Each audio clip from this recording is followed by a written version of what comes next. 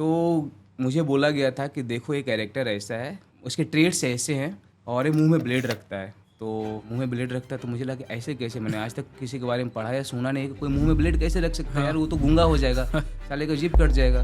मैंने अपने फादर को बोला कि पापा देखिए ऐसा है कि टीचर बोलते हैं कि मैं पढ़ने में अच्छा हूँ, सच्चाई है कि मैं अच्छा नहीं हूँ। ज़्यादा से ज़्यादा क्या मैं सरकारी नौकरी कर सकता हूँ मेहनत कर करके, उसमें क्या होगा 30-40 हज़ार रुपये, उससे जीवन में कुछ नहीं हो सकता, बदलाव नहीं हो सकता।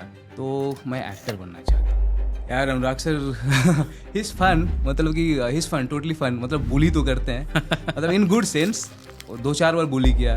वो जो ब्लेड था वो असली था या नकली था? जिस ब्लेड असली था। क्या बात कर रहे हो? हाँ असली भाई, था वो? ब्लेड असली थी यार। मुझे लगता है ना, मानो तो सब कुछ डिवाइन स्पिरिचुअल गाइडेंस ही होता है, ऊपर वाले ही आपको गाइड करता है, और ना मानो तो कुछ भी नहीं है। नॉर्मल पेस चल रही है, नॉर्मल स्पीड पे कैरेक्टर्स बात कर रहे हैं, नॉर्मल स्पीड पे खाना बन रहा है, नॉर्मल स्पीड पे बॉम्ब ब्लास्ट हो रहा है, नॉर्मल स्पीड पे गोलियां चल रही है, गेटिंग माय पॉइंट। तो लगता है कि बहुत ही ऑर्गेनिक है यार। और it takes a director like Anurag Kashyap sir to make a film like gangs of Wasseypur. एक बार उनके सेट पे गए थे जब वो ठाकरे की शूट कर रहे थे, तो एक बार मैं जाके पूछ रहा हूँ सेट पे, उनके मैनेजर नवाज भाई कहाँ है, नवाज भाई कहाँ है, नवाज भाई बगल में चादर पढ़ के बैठे हैं ऐसे मैं इधर हूँ मतलब हर एक ओरिजिनल का एक कॉपी होता है। तो ओरिजिनल उसने परपेंडिकुलर को बाइक वाला दिखाया और कॉपी दिखाया टॉम क्रूज को मैंने बोला भाई टॉम क्रूज को पता चलेगा ना उधर से ना फोन करेगा कौन हो भाई तुम। नमस्ते, जय हिंद। मेरा नाम है जय और ये है द आवारा मुसाफिर शो, एक ऐसा पॉडकास्ट जहां हम बात करते हैं भारत के पास्ट, प्रेजेंट और फ्यूचर की।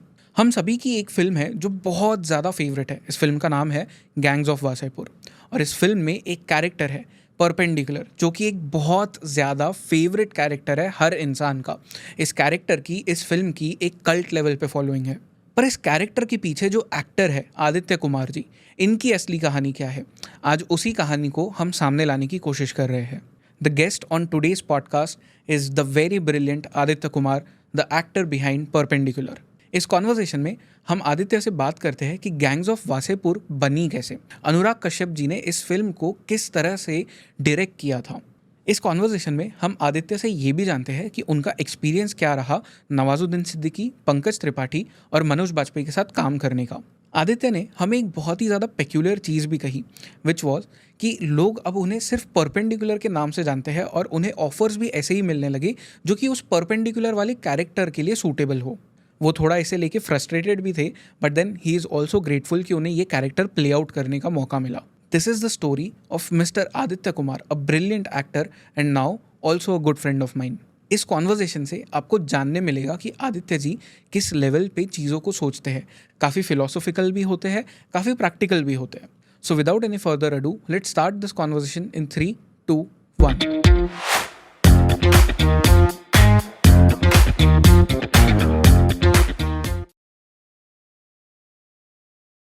आदित्य भाई, आपका बहुत बहुत स्वागत है द आवारा मुसाफिर शो पे। काफ़ी सारी बातें करेंगे आपके साथ में, गैंग्स ऑफ वासेपुर से लेके पोस्ट कार्ड्स तक, एंड उसके बाद में भी अब जो आपके प्लान्स है उसके बारे में भी बात करेंगे। But firstly welcome on the show. Thank you भाई, thank you so much. Gangs की बात करो, वहाँ पे फर्स्ट मतलब जो आपका इंस्टेंस आया, फर्स्ट जो बातचीत हुई थी अनुराग कश्यप जी से, वो क्या हुई थी? किस तरह से परपेंडिकुलर को फॉर्म किया गया था? यार देख, मुझे लगता है ना कि कोई भी चीज़ ना आइडिया से शुरू होता है। तो एक आइडिया आता है, फिर उसको डेवलप कर कर कर कर कर कर कर कर कर एक विजन बनता है। तो ये अनुराग सर का आइडिया था, क्योंकि ये पूरी कहानी रियल इंसिडेंट पे बेस्ड है। तो सारे कैरेक्टर भी ऑलमोस्ट 6.4 रेशियो में फिक्शनलाइज किया गया है। तो मुझे बोला गया था कि देखो ये कैरेक्टर ऐसा है, उसके ट्रेड्स ऐसे हैं और ये मुंह में ब्लेड रखता है। तो मुंह में ब्लेड रखता है तो मुझे लगा ऐसे कैसे, मैंने आज तक किसी के बारे में पढ़ा या सुना नहीं कि कोई मुंह में ब्लेड कैसे रख सकता है यार, वो तो गूंगा हो जाएगा, साले का जीभ कट जाएगा। तो फिर सर ने बोला कि नहीं आदित्य, एक्चुअली मुंह में ब्लेड रखता है, तू राइटर से मिल। फिर मैं राइटर से मिला, पूरा समझा, इन्वेस्टिगेट किया। फिर हम सब लोग गए थे जहाँ की कहानी वहाँ पे, मैं, नवाज भाई, रीचा, हुमा, सब लोग हम लोग गए वहाँ पे। फिर एक्चुअली उसके बारे में पूछा, जो उसके आसपास जो दोस्त यार थे उससे पूछा, वहाँ के लोकल लोगों से पूछा, मतलब हाँ वो मुंह में ब्लेड छुपा के रखता था। ओके, ठीक है। फिर जो कोई भी कैरेक्टर डायरेक्टर का विजन होता है स्टोरी के हिसाब से, फिर डायरेक्टर के हिसाब से आप काम करना शुरू करते हो। फिर हमने होमवर्क करना शुरू किया, कैरेक्टर के बारे में रिसर्च करना शुरू किया, उसके बारे में लिखना शुरू किया, क्योंकि इट टेक्स टाइम। ऐसा नहीं है कि बस अगले दिन उठ करके गए और फिर लाइन पढ़ करके बोल दिया। एक बाहर का कॉन्सेप्ट बहुत स्ट्रॉन्ग कॉन्सेप्ट है। कोई भी फिल्म बाहर के एक्टर ना बहुत इन्वेस्टिगेट करते हैं, रिसर्च करते हैं। इसलिए आपने सुना होगा कि ये जो वो एक्टर ना डेनियल डी लुइस, हाँ। 6-6 महीना गायब रहता है, 1-1 साल गायब हो जाता है। जब वो लिंकन कर रहा था तो 6-9 महीना गायब हो गया था, किसी से मिलता नहीं था। वो पढ़ रहा था, अपना रिसर्च कर रहा था, जो कैरेक्टर का जो विजन है, जो उसके हिसाब उसके अनुकूल वो अपने आप को ढाल रहा था वो एक्टर। तो हमारे यहाँ इतना जो टाइम मिलता नहीं, तो गैंग्स मेरी पहली फिल्म थी जिसमें मुझे 6 महीने का टाइम मिला प्रिपरेशन करने का।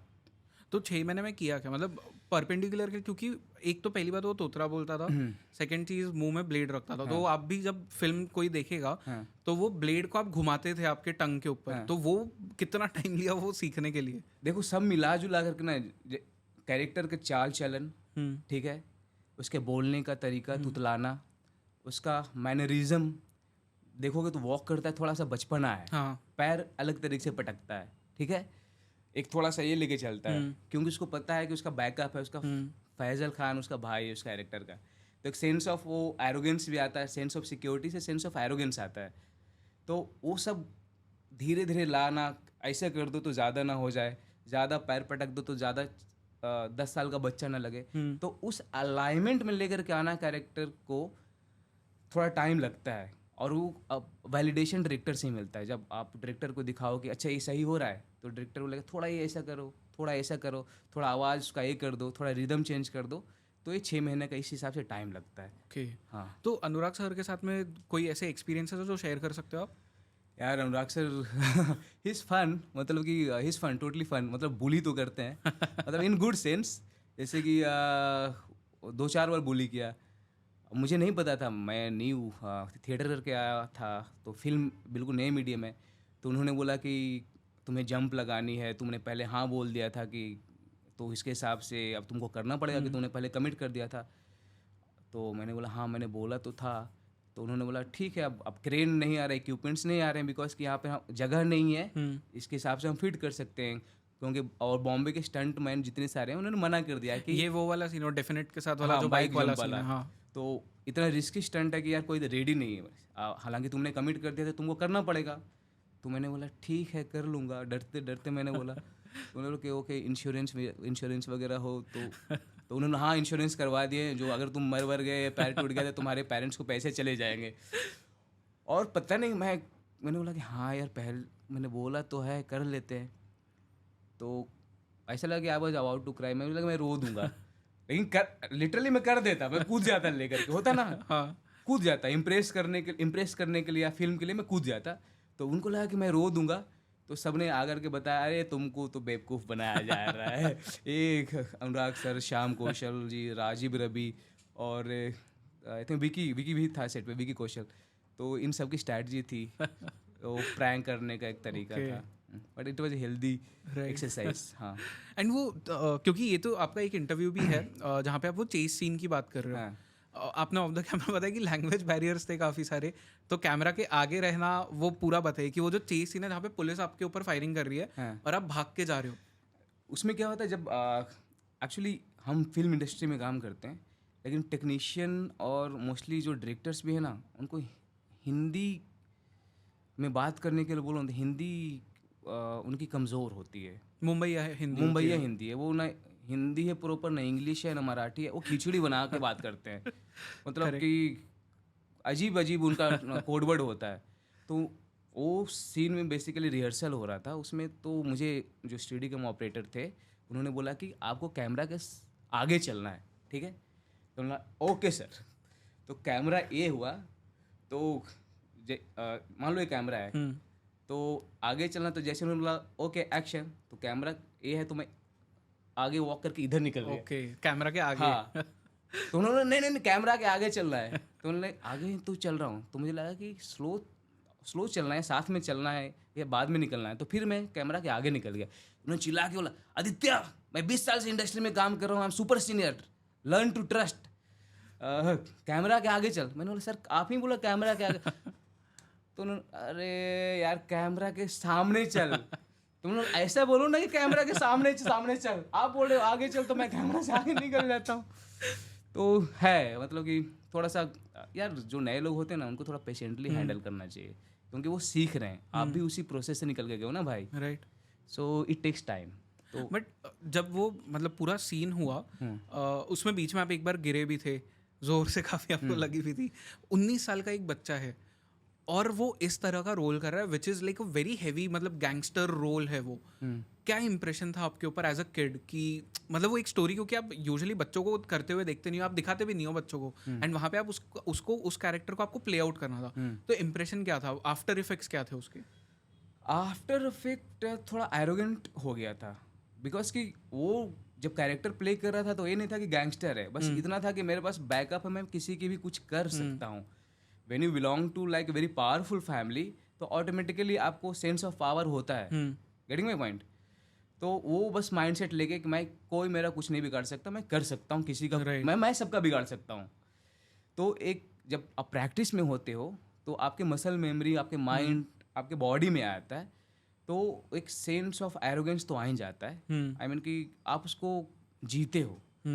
तो मुझे लगता है कोई कैरेक्टर आप प्ले कर रहे हो, निभा रहे हो, तो जिस दिन शूट खत्म होता है उसके 10 दिन बाद तक थोड़ा सा मुझे लगता है रहता है, अगर if you are totally into the character, अगर आप जेन्युइनली ईमानदारी से आप उसको निभा रहे हो, तो उसके बाद धीरे धीरे आप छोड़ देते हो, फिर चिल करना चाहते हैं, हाँ भाई हो गया, क्योंकि ये भी एक एक्सरसाइज है बताना कि वो निकल गया, फिल्म चली गई, अब अगला।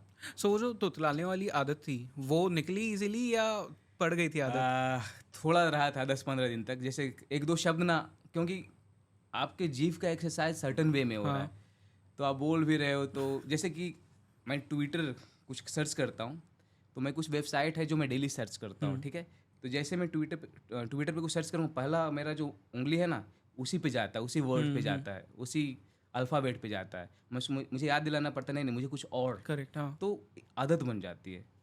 तो थी हाँ, आदत। हाँ आदत हो जाती, फिर चल जाता है, खाना और थाना है वो जो ब्लेड था वो असली था या नकली था? यार ब्लेड असली था। क्या बात कर रहे हो, हाँ भाई असली था वो? ब्लेड असली थी, बट जो उसका धार था ना दोनों तरफ का, उसको पत्थर से रगड़ रगड़ करके हटाया था। ओके। हाँ उसको ब्लंट किया गया था।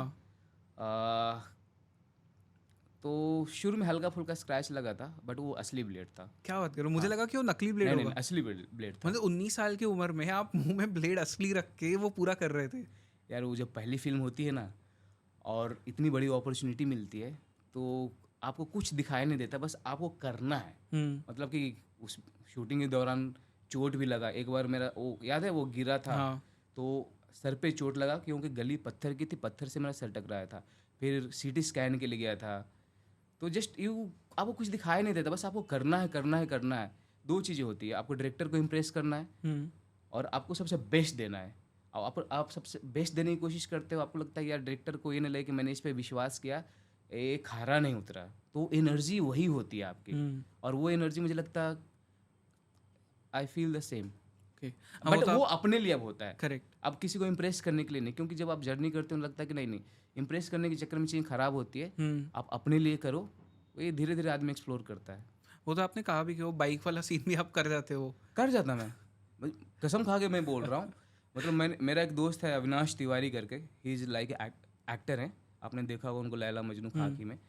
तो मैंने उसको फ़ोन किया कि भाई देखना ऐसा बात है सर। तो वो पूछता इंश्योरेंस है ना? तो मैंने सर से पूछा तो सर बोलता हाँ इंश्योरेंस है। तो मैं अरे यार तुमने कैसे हाँ कर दिया यार, क्योंकि उसके पास एक्सपोजर ज़्यादा था, मेरी पहली फिल्म थी। तो मैंने बोला मैं पापा से बात कर लूँ क्या एक बार? तो हाँ एक बार पापा से बात कर ले कि तू ऐसा सीन करने जा रहा है। तो मैंने फ़ोन रखा और सब लोग देख रहे थे, ऑब्जर्व कर रहे थे, मतलब डिस्गाइज होकर के, एडीज भी ना आसपास घूम रहे हैं एक्टिंग कर करके, सुन रहे हैं मेरी बातें, मैं बात क्या कर रहा हूँ। फिर वो जाकर के इन्फॉर्म कर रहे हैं सर अब लगता है वो रो देगा सर, अब प्लीज़ एक्सट्रीम हो गया। तो फिर सबने सडनली अपना रूप दिखाया, अरे तो प्रैंक चल रहा है भाई। ओके। एंड आपने मुझे कहा था कि ऑफ द कैमरा जब हम बात कर रहे थे कि 22 दिन का आपका टोटल वो रोल होने वाला था, बट 3 महीना आप वहीं पे थे, सेट पे ही थे। स्केड्यूल वाइज मुझे 22 दिन का शूटिंग डेट्स थे, बट 3 महीना मैं लगातार था, क्योंकि दोनों पार्ट ना एक साथ ही शूट हुआ था।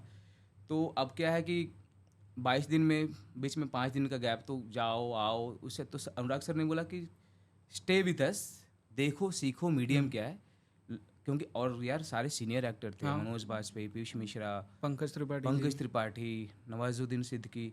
तो इनको देख देख करके ना मुझे बड़ा मज़ा आता था कि कैसे करते हैं। क्या सीखा फिर इनसे? यार हर एक इंडिविजुअल से ना आप अलग अलग चीज़ सीखते हो, ठीक है। किसी से आप देखते हो कि टैलेंट कैसे एक्वायर किया जाए, कैसे पॉलिश किया जाए। किसी से किसका परसिस्टेंस सीखते हो, किसी का नो मैटर व्हाट कितना फोकस वो आदमी है, मे बी उसकी प्रायोरिटी उस टाइम वो ज़्यादा है, वो सीखते हो। किसी से देखते हो कि यार नहीं दूसरे को हेल्प कैसे करते हैं, ठीक है, वो सीखते हो। किसी से सीखते हैं कि यार साथ लेके कैसे चला जाता है, ये सीखते हो। किसी से आप ये सीखते हो कि अपना अच्छा एक्सपीरियंस पास ऑन किया जाए, राइट। बुरा एक्सपीरियंस पास ऑन नहीं करते, ये सीखते हो। जैसे कि जितने सारे सीनियर एक्टर हैं, they must have come through you know various stages, various experience. तो मोस्टली ये होता है कि लोग अपनी कड़वाहट ना शेयर करते हैं। तो ये इम्पॉर्टेंट नहीं है यार। मान लो कि मैंने अगर थोड़ा डिफिकल्टीज लाइफ में अगर एक्सपीरियंस किया है, तो ये ज़रूरी नहीं है कि मैं वो एक्सपीरियंस जो पीछे है उसको मैं पास ऑन करूँ। बट आई होप कि लोग समझ रहे हैं चीज़ों को। राइट। बट परपेंडिकुलर का कल्ट फॉलोइंग तो है। मतलब मैं आपको भी बता रहा था कि हमारा जब शूट स्केड्यूल हुआ ये, तो वो जो कैलेंडर में डालना होता है तो आदित्य कुमार की जगह परपेंडिकुलर नाम डाला गया था, क्योंकि सब जानते हैं आपको उस नाम से। ये ना मतलब कि ऑलमोस्ट जितने सारे मैं मेकर्स जो मेरे दोस्त बने हैं, जो राइटर्स दोस्त हैं, सबने परपेंडिकुलर ही डाल रखा है। तो मैं हालांकि ये आशीर्वाद है, मतलब यार मेहनत किया तो आई थिंक कल्ट बन चुका है। It's like I an achievement, but at the same time कि मैं कोशिश और प्रार्थना ऊपर वाले से ही करता हूँ कि भाई ऐसा 10 और कैरेक्टर तो दो जीवन में, ताकि लोग कंफ्यूज हों, कभी ये कभी ये कभी वो कभी वो। और I think gangs of Wasseypur की ही देन है कि हालांकि मैं अंडर ग्रेजुएट हूँ, बहुत बीच में कोशिश की, पापा बोलते थे यार चलो ग्रेजुएशन तो कर ले, जाता था फेल हो जाता था, फिर हिम्मत, फिर बोले यार टाइम बर्बाद हो रहा, जाओ जब एग्ज़ाम हो तो पता चला कि मेरा कहीं और कमिटमेंट है। तो मैं अंडर ग्रेजुएट हूँ, but I have been to IIM Kashipur, IIM Rohtak, IIM Sirmaur. वहाँ सिरमौर गया था टेट टॉक के लिए। I have been to IIM Kashipur और Rohtak as a guest lecturer. तो मेरी बहन, मेरे घर वाले बोलते हैं कि यार तू तो अंडर ग्रेजुएट है, तू जो आगे क्या करता है बता तो सही। तो मैंने बोला कि इज्जत तो करो कम से कम। मतलब मेरी बहन मजाक उड़ाती है, मतलब कि वो मेरी दोनों बहनें हैं जो ग्रेजुएट हैं, लाइक डिस्टिंक्शन करके उन्हें पास हुआ है। तो they would make fun of me कि बता तू 12 अंडर ग्रेजुएट इंसान, तू जाके IIM जाता है, IIT जाता है। तो उन्होंने कुछ तो होगा तभी जा रहे हैं ना भाई। एनीवे, एक्टिंग चूज कैसे की? क्योंकि आपने जो हम ऑफ द कैमरा भी बात कर रहे थे, बहुत यंग एज में ही शुरू कर दिया था, 19-20 साल के थे आप तब, गैंग्स हो गई थी। तो चूज कैसे किया? बिहार से एक बंदा निकलता है, डिसाइड करता है एक्टिंग करना है, UPSC नहीं करना, एक्टिंग करना है, कैसे हुआ ये? यार मेरे पापा चाहते थे कि मैं UPSC की तैयारी करूं। बाद में पता चला 6 साल पहले मेरे बचपन का एक दोस्त था जो अंडरडॉग था, उसने UPSC क्रैक कर लिया। सो मेरी कहानी है कि 9th और 10th के बीच में कुछ ऐसा इवेंट हुआ, सोशल इवेंट हुआ, और मुझे थोड़ा ऐसा लग रहा था कि आई नीड फ्रीडम, मुझे आज़ादी चाहिए, financial freedom, social freedom, freedom of expression. तो मुझे लगा कि यार इस यहाँ रह कर के सरकारी नौकरी कर कर के नहीं हो सकती है सर, क्योंकि मुझे मेरा पोटेंशियल पता था, ज़्यादा से ज़्यादा अगर मैं कुछ करता तो फिर मैं रेलवे या फिर बैंक की नौकरी कर सकता था। हालांकि मेरे टीचर, मेरे प्रिंसिपल, स्कूल प्रिंसिपल का ओपिनियन बहुत हाई था। वो मेरे पेरेंट्स को बोलते थे, पापा को, कि आपका बच्चा UPSC कंप्लीट करेगा, IAS से कम नहीं बनेगा। मेरे टीचर बोलते थे कि यार मेरा 32 दांत है, मैं बोल रहा हूँ तुम IAS बनोगे। फिर मुझे लगा यार नहीं यार, मेरे अंदर ऐसा कुछ नहीं है, चलो अभी 10th होगा, 12 होगा, 2 साल मैं और इसको एक्सप्लॉइट कर सकता हूँ झूठ मूठ करके। हाँ मुझे UPSC की तैयारी करनी है, फिर उसके बाद तो पोल खुल जाएगी ना, औकात तो पता चल जाएगी। तो फिर हुआ यूँ कि एक्चुअली मैं पहले अपने पिताजी से बहुत डरता था। जो नेचुरल रिलेशनशिप होते हैं नॉर्थ में, फादर और सन का, इंडिया में सब जगह इंडिया में वो हैं सामने बैठे तो मैं चुपचाप ऐसे, मतलब कि अगर वो सामने बैठे हैं तो देह पे अगर मच्छर मक्खी बैठ जाए तो उसको भी हटाने की हिम्मत नहीं होती थी। तो फाइनली पता नहीं कहाँ से एक दिन करेज आया और मैंने अपने फादर को बोला कि पापा देखिए ऐसा है कि टीचर बोलते हैं कि मैं पढ़ने में अच्छा हूँ, सच्चाई है कि मैं अच्छा नहीं हूँ। ज़्यादा से ज़्यादा क्या मैं सरकारी नौकरी कर सकता हूँ मेहनत कर करके, उसमें क्या होगा 30-40 हज़ार रुपये, उससे जीवन में कुछ नहीं हो सकता, बदलाव नहीं हो सकता। तो मैं एक्टर बनना चाहता हूँ। तो उन्होंने पूछा क्यों बनना चाहते, तो मैंने बोला कि इसलिए क्योंकि मुझे एक sense of independency, sense of freedom आए। जो मैं सोचता हूँ, जो मैं करना चाहता हूँ, जो मेरा विज़न है, वो अचीव करके मैं इम्प्लीमेंट कर सकता हूँ। पहले से ही था कि मुझे कुछ करना है। I just want to give back to the society. मैं उनको इंस्पायर कर सकूँ कि देख भाई, अपनी आवाज़ को एक्सप्लोर करना इम्पॉर्टेंट है। तो मुझे वहाँ करेज मिला और मुझे लगा पापा नहीं मानेंगे। देन ही वाज लाइक कि ओके 7 दिन का टाइम दो मुझे। और 7 दिन बाद वो बैरी जॉन का एड्रेस लेकर के आए। बैरी जॉन जो टीचर है, एक्टिंग टीचर, और उसमें मेरा 10th कंप्लीट हुआ था जस्ट आफ्टर 10th। तो उन्होंने बोला कि ठीक है, अब बैरी सर की स्कूल दिल्ली में थी, तो उन्होंने बोला ओके जाओ। और मुझे नहीं पता कि क्या कैसे होता है, बट मुझे पता है कि एक समझ है कि एक प्रोसेस होता होगा। जैसे आप डॉक्टर बनते हो, इंजीनियर बनते हो, IAS IPS बनते हो, 10th के बाद 12 करते हो, उसके बाद ग्रेजुएशन करते हो, उसके बाद तैयारी करते हो। तो आई एम श्योर कि एक्टर बनने का एक प्रोसेस होता होगा। ये तो मुझे नहीं पता, तुम्हें एक्सप्लोर करना पड़ेगा। मैं अनकंडीशनली सपोर्ट करूँगा, right. Just go and explore your self. ये उनका वाक्य था। फिर वहाँ से पटना से मैं दिल्ली आ गया। बैरी जॉन को मैंने ज्वाइन किया। फिर क्या हुआ दिल्ली आने के बाद? दिल्ली आने के बाद यार कल्चरल शॉक था। एक तो दिल्ली आने के बाद मुझे पता चला ना कि बाटा और एक्शन के अलावा ना जूतों का ब्रांड होता है। ओके। ठीक है। अब बिहार में था तो मुझे लगा कि सिर्फ महिंद्रा या फिर मारुति की गाड़ियाँ होती है। फिर दिल्ली आया तो देखा कि यार BM, ये लेक्सस और ये सब मर्सिडीज, नए नए ब्रांड का नाम मुझे पता चला। फिर मैं था हिंदी मीडियम से। फिर बैरी सर के बैच में टोटल 17 लोग थे और मोस्टली सब दिल्ली के बच्चे थे। कोई GD गोइंका, कोई ब्रिटिश स्कूल, और कोई हिंदी में बात करे नहीं, हिंदी गालियाँ भी दे तो इंग्लिश में। तो वो होता ना क्या बोलते हैं। फिर मेरे लिए कल्चरल शॉक था, मतलब कि नया एक्सपोजर था। बैरी को समझ में आ गया था कि इसको थोड़ा दिक्कत हो रहा है, समझ नहीं रहा है, क्योंकि सारे क्लासेस इंग्लिश में होते थे।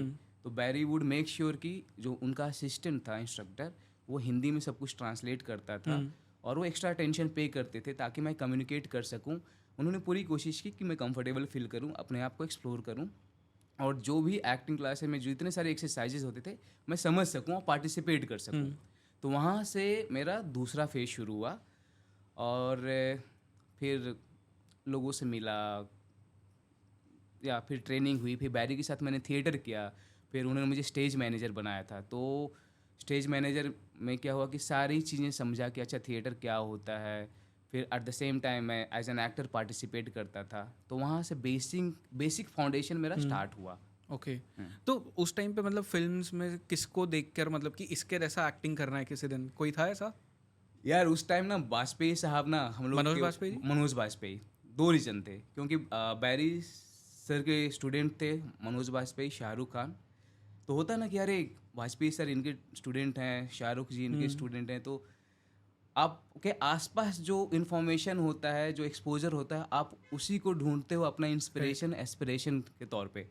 तो फिर धीरे धीरे क्या बोलते हैं, सिनेमा को लेकर समझ बढ़ती है, नई नई फिल्में देखते हो, फिर आपको लगता है ये अच्छा एक्टर है, ये अच्छी फिल्म है।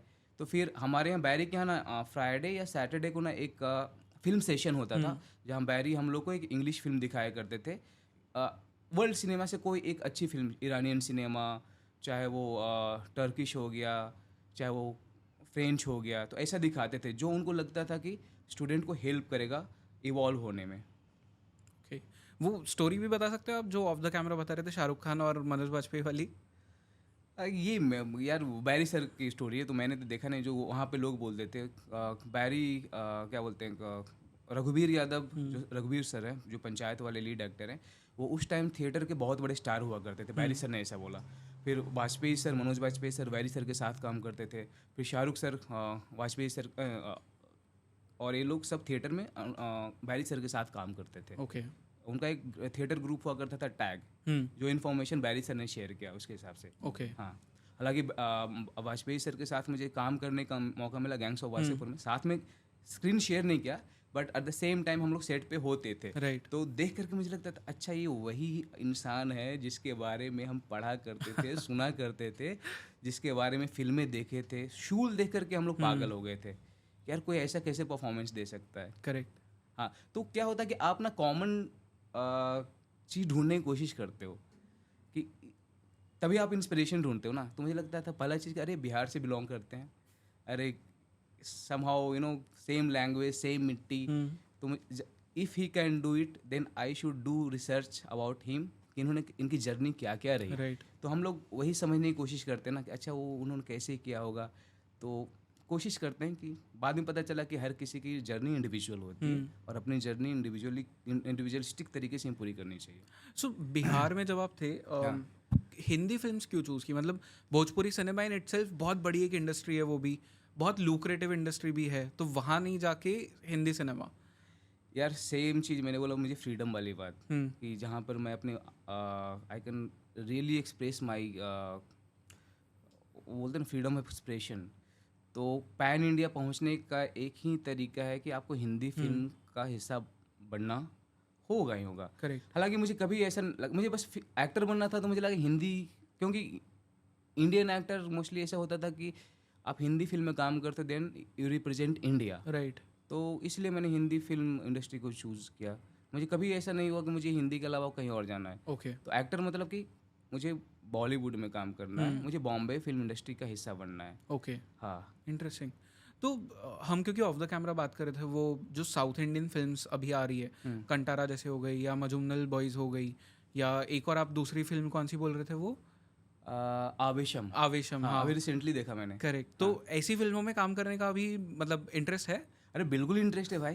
ये सब जितनी सारी फिल्में ना, या तो आइडिया बेस्ड है या फिर कॉन्सेप्ट बेस्ड है, ठीक है। और वो ना, मैं तीनों फिल्में देख लो, जो भी आइडिया और कॉन्सेप्ट है उनको सही तरीके से एक्सप्लोर किया हम लोगों ने। और मुझे लगता है ना कि सही दिमाग एक्सरसाइज ना उसी में होता है जब किसी आइडिया को लेकर के आप उसका मंथन करते हो। राइट। Getting my point. उसको आप एक्सप्लोर करते हो, कहानी बढ़ती जाती है, आप इन्वेस्टिगेट करते हो, तो बड़ा इंटरेस्टिंग लगता है, बहुत फ्रेश लगता है, बहुत ही ना इनोवेटिव लगता है यार कुछ तो नया आया है। करेक्ट। तो ये चीज़ें बहुत अट्रैक्ट करती है। और मैं होपफुली यार मैं यही प्रार्थना करता हूँ कि ऐसे ऐसे काम मेरे पास आए जहाँ पर मैं इसका हिस्सा बन सकूँ, क्योंकि ये लॉन्जिविटी ज़्यादा है ये सब चीज़ों का। करेक्ट। Getting my point. मैं बात कर रहा हूँ वो आप बात कर रहे हो 3 फिल्मों की, मैं भी बात कर रहा हूँ 3 फिल्मों की, क्योंकि कहीं ना कहीं इम्पैक्ट डाला है आपके दिमाग में, आपके जहन में, आपके दिल में। राइट। सो पोस्ट कार्ड्स को आप उसी में इंक्लूड करोगे? जो अब वेब सीरीज है ये, वो उसी में इसी मतलब 3 फिल्मों की तरह उसको जोड़ोगे? देखो, पोस्ट कार्ड मेरे लिए स्पेशल इसलिए है क्योंकि मेरा पहला इंटरनेशनल कोलैबोरेशन है, ठीक है। पहली बार मुझे इंग्लिश बोलने का मौका मिला है। तो क्या बोलते हैं, इंग्लिश शो है। तो उसमें क्या है कि मेरा बचपन से ड्रीम था कि चलो हिंदी फिल्म में काम कर रहा हूँ यार, बाहर के लोगों के साथ मुझे काम करना है, इंटरनेशनल एक्टर के साथ काम करना है। तो मुझे एक अपॉर्चुनिटी आई और वो नेटफ्लिक्स ओरिजिनल पे है, तो 190 कंट्री में एक साथ है, ठीक है। तो 190 कंट्री में जाने का मतलब कि एज एन एक्टर आप 190 कंट्री में हो, राइट। आप ग्लोबली पहुंच चुके हो, ठीक है। और जो पर्सनल वो चीप थ्रिल्स बोलते हैं, जैसे मेरे बचपन के दोस्त, मेरे आसपास के, मैं बिहार से बिलोंग करता हूँ, मेरी पढ़ाई पूरी हिंदी में हुई है। तो जो बचपन का जो दोस्त मेरा जो IAS बना हुआ है, बोलता है अबे तूने इंग्लिश कैसे बोल दी। हालांकि वो खुद स्ट्रगल करता है इंग्लिश बोलने के लिए। तो उनके लिए एक थोड़ा सा होता ना एंटरटेनमेंट का सब्जेक्ट बन गया, अरे आदित्य ने इंग्लिश में फिल्म की, इंग्लिश में अंग्रेजी में फिल्म की। तो उनके लिए क्यूरियोसिटी है कि तूने तैयारी किया, तुमको आता है इंग्लिश। मैंने बोला भाई 12-14 लाइन इंग्लिश बोलना आसान है, थोड़ा सीख लो, सीख के बोला जा सकता है। It was fun, great experience, learning experience. मतलब थोड़ा सा कॉन्फिडेंस बिल्डअप हो गया यार कि अगर ये कर सकता हूँ तो और बड़े बड़े कर सकता हूँ इंटरनेशनल। पर डिफरेंस क्या होता है, मतलब जो इंडिया में या इंडियन फिल्म इंडस्ट्री की बात करें, वहाँ पे जिस तरह से फिल्म मेकिंग का कॉन्सेप्ट है वो वर्सेस जो पोस्ट कार्ड में आपने देखा, क्या डिफरेंस लगा सबसे ज़्यादा? यार एक तो पहले ना कि उनका होमवर्क बहुत तैयार होता है, मतलब they are fully prepared. Okay. जैसे कि ऑर्गेनाइज्ड होते हैं वो लोग, ठीक है। अगर मैं सवाल करूं कि हाँ ये क्यों है, तो जवाब दे पाएंगे कि ये उनका विज़न ये है, इसलिए वो उन्होंने ऐसा ऐसा किया है। और उनकी शेड्यूलिंग सही होती है, मतलब अगर सेट पे जाओ 9 बजे, तो 9:15 बोला है रोल, तो 9:15 पर रोल कर देते हैं, ठीक है। तो वो उनकी वाइब ही ऐसी होती है ना कि वो बोलते हैं ना कि your vibe attracts the tribe, हाँ, कहावत है ना ऐसा कुछ। करेक्ट, हाँ। तो ऐसी वाली चीज़ है। और एक एटीट्यूड है, एक तरीका है काम करने का, कैरेक्टर है उन लोग के काम करने के तरीका में। तो ना आपको बहुत ही मोटिवेट करता है, लगता है यार हम लोग भी ऐसे क्यों नहीं काम कर सकते हैं, राइट। ठीक है, इन ऑल सेंसेस। मैं बोल रहा हूँ, समझ रहे हो, गेटिंग माय पॉइंट। तो ये मज़ा आता है, मतलब कि सारे एक्टर, जैसे कि हालांकि मैं एपिसोड 2 और 3 में हूँ, तो उधर का जो भी बड़ा स्टार हो, तो सेम लेवल का इन्वॉल्वमेंट उनका होता है। चाहे भले ही कोई एक्टर जिसका 2 सीन हो, जो पूरा लीड कर रहा है, 4 सीन वाले के साथ उसका वही म्यूचुअल रिस्पेक्ट होता है, सेंस ऑफ इन्वॉल्वमेंट होता है, इज्जत वो उतना ही देते हैं। ओके। तो मुझे लगता है as a individual human being आपको सिखाता है कि यार कि हम लोग सेम टेबल पे काम कर रहे हैं। आपका काम कम है, मेरा काम ज़्यादा है, यहाँ भेदभाव नहीं होता। सो परपेंडिकुलर को लेके लेकिन फिर अभी भी रोल्स वैसे ही मिलते हैं जो ऑफर होते हैं? बीच में ऐसा ही मिल रहा था, बट बीच में I decided to take a break, because जब गैंग्स मैंने किया तो मैं 19 साल का था। तो 19 से और अपना फेस भी ऐसा था कि बेबी फेस, तो 19 से 25-26 तक तो ना आप सेम ही दिखते हो। और मुझे लगता है कि उस ब्रैकेट में रोल बहुत कम आते हैं, ठीक है। तो बीच में मैंने ब्रेक लिया 3 साल का, कोविड फर्स्ट लॉकडाउन से 2020 मतलब 2023 तक। ओके। हाँ, मतलब कि I was working on my self, I was exploring things, acquiring new information, knowledge, क्योंकि मुझे लगा कि इम्पॉर्टेंट है। हर चीज़ का आप हिस्सा नहीं बन सकते हो, और मुझे लगता है कि एक्टिंग है जो आप एक्सपीरियंस गेन करोगे तभी आप यार वो कन्वे पोर्ट्रे कर पाओगे।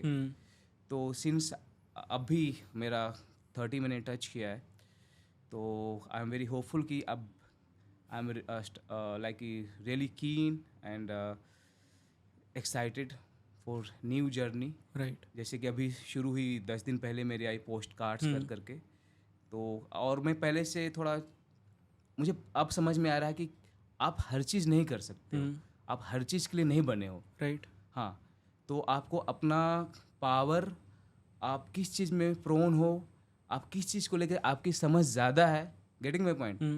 तो ये मैंने एक्सप्लोर किया। तो अब मैं सिलेक्टिव काम करने की सोच रहा हूँ, जिसमें लॉन्जिविटी हो, सस्टेनेबिलिटी हो, लंबा टिके, उस काम से इज्जत हो, उस काम से प्यार मिले। बीच में ऐसा नहीं है 1-2 मैंने गलत काम किया है, पैसे के लिए कर लेते हैं यार। कई बार जब आपको रेंट भरना होता है, बिल्स भरने होते हैं, तो आप काम उठा लेते हो। हाँ। या तो पर ये ना मतलब जैसे मैंने कई बार ऑथर्स से सुना है, क्योंकि हम ऑथर्स के साथ में काफ़ी बात करते हैं, मैं बुक्स का मुझे शौक भी, मैं आपको बता रहा था। तो ऑथर्स मुझे बोलते हैं कि जो फर्स्ट किताब हम लिखते हैं, लोग हमें उसी से एसोसिएट करने लग जाते हैं पूरी लाइफ लॉन्ग। एंड एक्टर्स के साथ में भी आई थिंक कि वैसे ही होता है कि फर्स्ट फिल्म जो आप करते हो उस रोल से लोग आपको एसोसिएट करने लग जाते हैं। तो इंडस्ट्री सॉर्ट ऑफ आपको टाइपकास्ट कर देती है। शायद नवाजुद्दीन सिद्दीकी जी के साथ में भी सेम हुआ था, एंड उन्होंने वो ब्रेक थ्रू किया। तो कितना प्रॉब्लम होता है या कितना डिफिकल्ट होता है वो टाइपकास्ट को तोड़ना? मुझे जो लगता है कि इंडियन जो टेंडेंसी है ना, इंडियन मेंटालिटी जो है, आई मे बी रॉन्ग, बट जो मैं फील करता हूँ वो थोड़ा आलस से भरा है। जब आपको विजुअलाइज करना हो तो आपको थोड़ा दुख होगा, मतलब कि they are too lazy to visualize and implement execute something to see something new. Right. हाँ, तो अब क्या हुआ कि अच्छा मैंने उसको ये देख लिया, अरे इसको उसी में कर देते हैं ना। अरे थोड़ा मेहनत करना पड़ता है, ज़्यादा नहीं, आधा घंटा बैठो, तो नए आइडिया डिस्कस करो, नया गेटअप दे दो, थोड़ा आप बैठ के काम करो ना, ये टीम वर्क है ना, दोनों काम है। Right. नए कपड़े दे दो, तो उनको लगता है यार ये वैसा दिखा ना, तो इसको ऐसे कर देते हैं ना, तो फिर से बिक जाएगा, लोग कनेक्ट करेंगे। तो थोड़ा इसमें थोड़ा लोग संघर्ष करते हैं, थोड़ा नए चीज़ डेवलप करने में संघर्ष करते हैं। जैसे मैं स्ट्रगल करता हूँ कि कोई नया चीज़ मुझे सीखना होता है ना, तो ब्रेन रिजेक्ट मारता है। तो मुझे समझ में आ गया कि भाई ये मेरा पैटर्न है, मेरे ट्रेड्स है, तो उसको मैं बार बार ब्रेक ले के ना अपने ब्रेन से फाइट करता हूँ, प्यार से समझाता हूँ कि भाई तुमको सीखना पड़ेगा, समझना पड़ेगा, अदरवाइज तुम सर्वाइव नहीं कर पाओगे। राइट। तो भाई सामने वाले की प्रॉब्लम मुझे समझ में आ गई, तो अब मैं कोशिश करता हूँ कि मैं वही काम करूँ, उन लोगों के साथ काम करूँ जो विजनरी हो, जिसमें कुछ नया हो, जिसमें मुझे चैलेंज समझ में आए। मैं मेहनत करूँ जो मैंने पहले फिल्म में मेहनत किया था। राइट। हाँ, जिसके लिए मुझे थोड़ा पढ़ना लिखना पड़े, रिसर्च करना पड़े, कैरेक्टर का साइकोलॉजी समझना पड़े, उसका ट्रेट्स डेवलप करना पड़े, उसको इन्वेस्टिगेट करना पड़े। तो ये मेरी समझ आई है, समय के बाद आई है। अरे 19 साल के लड़के को क्या समझ में आता, मतलब कि आप गलतियाँ कर करके सीखते हो, ये मानना पड़ेगा आपको, शॉर्टकट नहीं है जीवन में। पर आपको लगता है कि वो जो 19 साल की उम्र में परपेंडिकुलर का रोल मिलना, गैंग्स ऑफ वासेपुर करना, जो फिल्म आप जो बता भी रहे थे मुझे कि 500 जो बेस्ट फिल्म्स बनी है इस डेकेड में, इस सेंचुरी में, 100 उसमें काउंट होती है। हाँ हाँ। सो ऐसा आपको ब्रेक थ्रू फर्स्ट फिल्म में मिलना, वो एक डिवाइन कनेक्शन भी होता है कहीं ना कहीं। यार मुझे लगता है ना, मानो तो सब कुछ डिवाइन स्पिरिचुअल गाइडेंस ही होता है, ऊपर वाले ही आपको गाइड करता है, और ना मानो तो कुछ भी नहीं है। दो चीज़ें हैं, बट मैं तो मानता हूँ, बिकॉज मैं मानता हूँ कि क्योंकि मेरी लाइफ में इतने सारे सुंदर सुंदर लोग आए हैं, इतना हेल्प किया है, और जो भी जिस तरीके से मैं सोच रहा हूँ, जो मेरा थॉट प्रोसेस है, जो शेप अप हुआ है, उनका कंट्रीब्यूशन काफ़ी कमाल कर रहा है, चाहे अनुराग सर का हो, चाहे मेरे दोस्तों का हो, चाहे मेरे फैमिली का हो। मैं मानता हूँ कि ये पूरा का पूरा डिवाइन कनेक्शन ही होता है, मतलब कि for me acting is spiritual thing, trust me. So एक अच्छा एक्टर कौन होता है?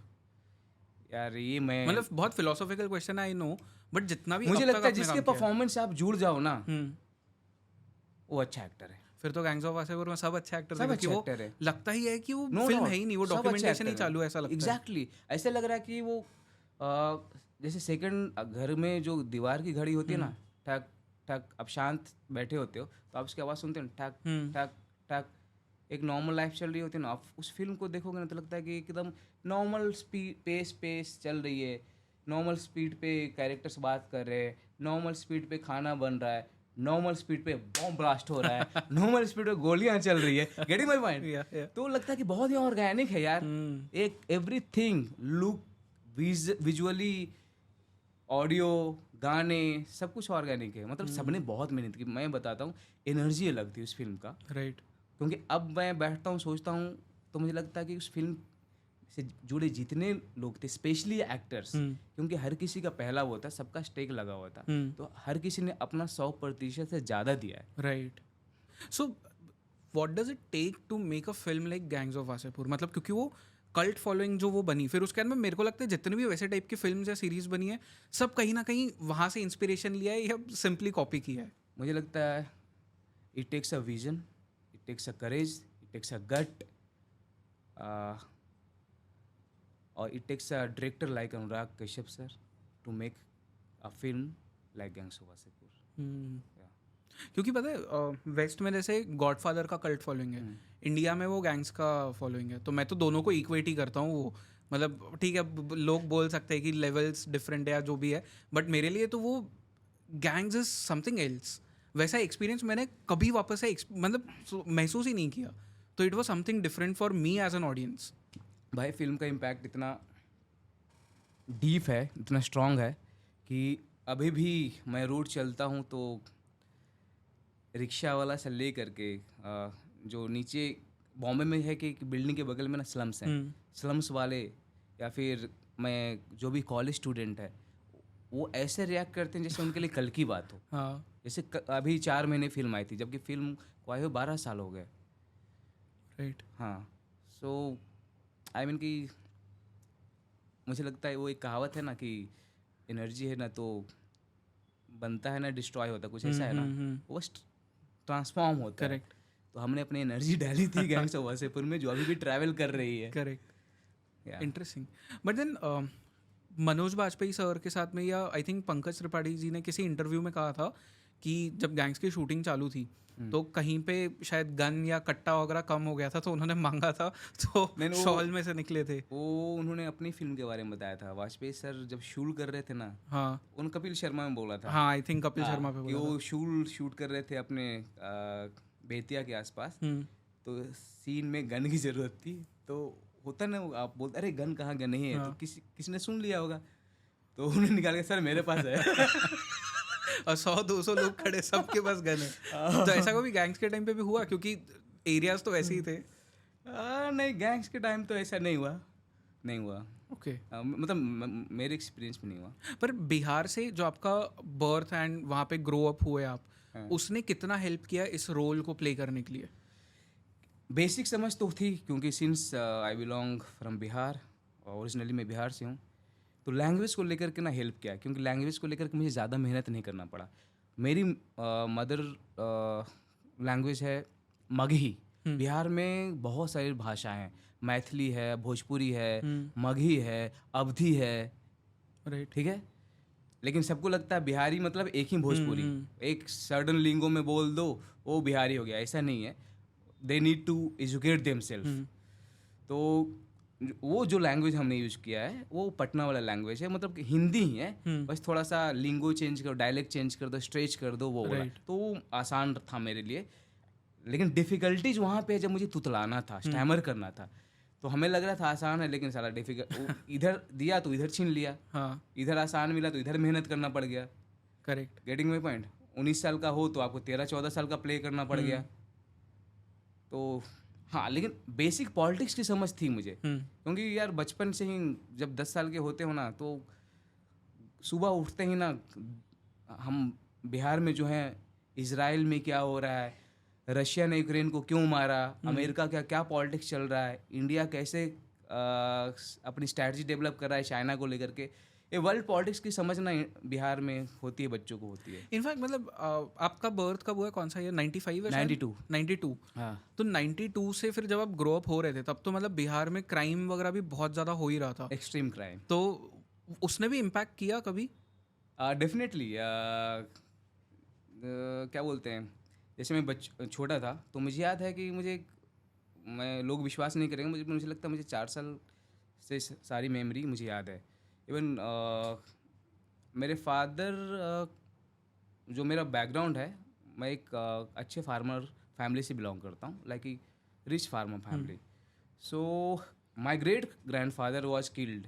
ओके। हाँ, लोकल पॉलिटिक्स एंड ऑल, उस समय कास्टिज्म ज़्यादा था बिहार में, तो ही वॉज ब्रूटली, हाँ, Oh my God. Just because कि वो रात को खेती करते थे। धान के सीजन में क्या होता है कि आपको ना खेत में रहना पड़ता है, बारिश होती है, तो आप अपने ट्रैक्टर लेकर के आप वहाँ रहते हो, तो वो अपने कि सुबह का काम करना है खेत का, तो अपने थे वहाँ पे, तो कुछ लोग आए बैटरी चुराने के लिए, उन्होंने बोला कि भाई क्यों ऐसा, फिर ही वॉज किल्ड। सो उसके बाद से सारी चीज़ें बदल गई। फिर बिहार में कास्टिज्म उस टाइम बहुत एक्सट्रीम था। तो फिर my father, I am the only child of my parents, because ये उनका विजन था। अब मैं उनसे पूछता हूँ क्यों भाई, तो अरे that time I was not independent financially. तो फिर एक भय था उनको मुझे लेकर के, तो उन्होंने मुझे हॉस्टल में डाल दिया, क्योंकि उनको लगता था मैं कहीं किडनैप ना हो जाऊँ। अच्छा। हाँ, तो ये सब सारी चीज़ें थी। तो मेरी स्कूलिंग हुई हॉस्टल में हुई है, कुछ दिन बाहर हुई है, 2 साल इंग्लिश मीडियम में हुई है, बाकी हिंदी मीडियम में हुई है। तो ऐसे ऐसे कर करके थोड़ा यहाँ से the reason my father actually चाहते थे कि मैं बाहर जाऊँ, चाहते थे यूपीएससी कंप्लीट करूँ, क्योंकि बिहार में वो उसमें माहौल नहीं था कि आप पढ़ाई कर सकते हो, या फिर वहाँ रहोगे तो क्रिमिनल के साथ रहोगे, क्राइम होगा, आप किडनैप हो जाओगे, XYZ, आपका ग्रोथ सही तरीके से नहीं होगा। एक फादर हमेशा ना वो डर में रहते थे यार, क्योंकि मैं इकलौता बेटा हूँ, तो उनको लगता था कुछ हो ना जाए इसके साथ। तो था उनका एजेंडा कि 10th के बाद इसको वैसे भेजना ही मुझे बाहर के लिए पढ़ने के लिए। तो मतलब 2-3 क्वेश्चंस मुझे आपसे पूछना है। एक तो मतलब फर्स्टली, अब किस तरह की फिल्में देखना पसंद करते हो? यार मैं हर तरीके की फिल्में देखना पसंद करता हूँ। लैंग्वेज भी, कोई भी? लैंग्वेज बैरियर तो रहा नहीं आजकल। इंग्लिश अगर समझ में नहीं आती तो नीचे लिखा हुआ आता है, सबटाइटल्स आ जाता है, ठीक है।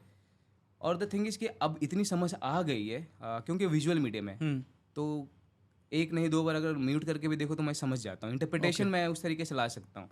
तो मैं वर्ल्ड सिनेमा देखता हूँ, फ्रेंच सिनेमा देखता हूँ, मोस्टली वो ईरानियन सिनेमा देखता हूँ, साउथ की फिल्में देखता हूँ, at the same time mister bond की फिल्में देखता हूँ, at the same time Tom cruise की फिल्में देखता हूँ। आपको पता है शाहरुख की भी फिल्में देखता हूँ। क्योंकि आपने टॉम क्रूज का नाम लिया, मुझे एक कमेंट याद आ गया आपका, वो जो बाइक वाला सीन था अरे उसके नीचे बना था। उसके नीचे पता है एक कमेंट था, जो चीज टॉम क्रूज नहीं कर सकता वो परपेंडिकुलर कर सकता है। हाँ मतलब कि इट वाज सो फनी। मतलब एक ने डाला था कि every original piece as a क्या कॉपी। हाँ हाँ हाँ मतलब हर एक ओरिजिनल का एक कॉपी होता है। हाँ। तो ओरिजिनल उसने परपेंडिकुलर को बाइक वाला दिखाया और कॉपी दिखाया टॉम क्रूज को। मैंने बोला भाई टॉम क्रूज को पता चलेगा ना उधर से ना फोन करेगा कि कौन हो भाई तुम। बट कभी मतलब सोचा है ऐसा कि इंटरनेशनल कोलैबोरेशन में जैसे टॉम क्रूज हो गया, कोई हो गया, उनके साथ में कुछ करना है? यार मुझे लगता है ना कि अब पोस्ट कार्ड करने के बाद कॉन्फिडेंस आ गया है। मतलब I can be part of any international project. मैं कर सकता हूँ। पहले मुझे हिंदी को लेकर के फोबिया, सॉरी इंग्लिश को लेकर के फोबिया था कि मैं इंग्लिश बोल पाऊंगा कि नहीं बोल पाऊंगा। बट इंग्लिश बोलने के बाद मुझे लगा कुछ नहीं यार, बस ईजी है, मैं कर सकता हूँ। वो बट आपकी कंडीशनिंग मसल मेमोरी में है, क्योंकि मैं हिंदी बेल्ट से आता हूँ। मेरी पूरी स्कूलिंग फिजिक्स केमिस्ट्री इवन अंग्रेजी भी हिंदी में पढ़ाई जाता था मैं। अब पूछो कैसे? ये कैसे होता है? जैसे इंग्लिश टीचर आते थे तो वो HONEST है, ठीक है? क्या बोलोगे आप? ऑनेस्ट? हम लोग बोलते हॉनेस्ट। अच्छा। हाँ तो एच मतलब हाँ हुआ तो हॉनेस्ट हुआ ना जी। तो अभी हमें लगता है हाँ हॉनेस्ट। तो बट देन जब पोस्ट कार्ड किया या अभी भी अगर कोई प्लान है इंटरनेशनल प्रोजेक्ट करने का, तो वो जो एक्सेंट लाना पड़ता है उसके लिए, वो कहाँ से लाते हैं? और एक्टिंग की भी जो स्किल होती है, अब जैसे हिंदी में डायलॉग्स है वो आपके दिमाग में, क्योंकि आप हिंदी में ही सोच रहे हो तो करना थोड़ा ईजी हो जाता है। बट इंग्लिश क्योंकि आप सोच नहीं रहे इंग्लिश में, तो एक्टिंग कैसे करते हो वहाँ पे? यार इसमें थोड़ा सा वो लिमिटेशन है, क्योंकि अगर मुझे वो बोले कि तुम ब्रिटिश एक्सेंट या US एक्सेंट लाओ तो वो मेहनत बहुत करना पड़ेगा। एक दिन की बात नहीं, फिर उसके लिए मुझे वही 4 महीना चाहिए, ठीक है? लेकिन अगर कोई इंडियन प्ले, जैसे पोस्ट कार्ड में मैंने इंडियन प्ले किया है, तो इंडियन की इंग्लिश भाई इस तरीके से बोलेगा कि लगेगा कि वो इंडियन है।